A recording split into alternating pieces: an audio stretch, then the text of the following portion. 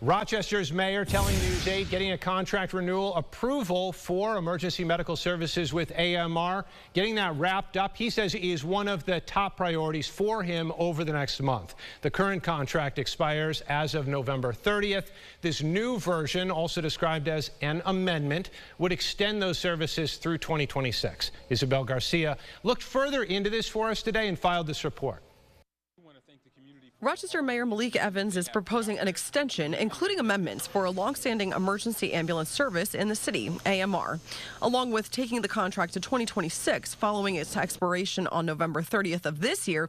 It also includes a provision for 3 optional renewals, 2 years each. Now, AMR, under parent company Global Medical Response, was the sole qualifying respondent in a 2019 request for proposals by the city. We have, across the country over the last 2 years, 55 cities have lost their ambulance services. We don't want that to happen in Rochester. So making sure that we get a renewal and an extension of a contract with an ambulance service is absolutely critical. Last year, the city announced intentions to make additional investments in EMS based on recommendations from a study done in 2021 evaluating Rochester's emergency medical systems.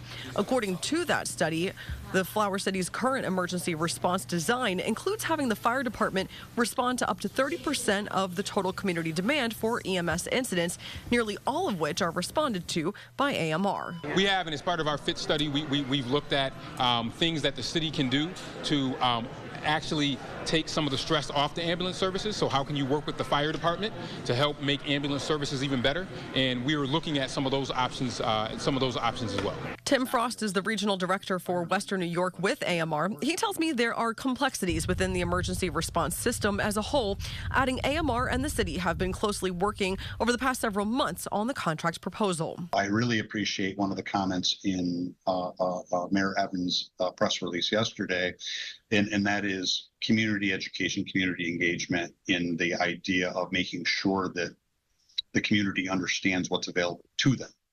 So that it isn't shopping in the 11th hour, and how can we collectively and collaboratively provide a more concise message. The mayor's proposal also includes a clause in the contract amendment reiterating expectations of equitable treatment for all in their care, citing a response to a November 30th incident last year in which AMR technicians insisted a city resident who was having trouble breathing left their ambulance while en route to the hospital.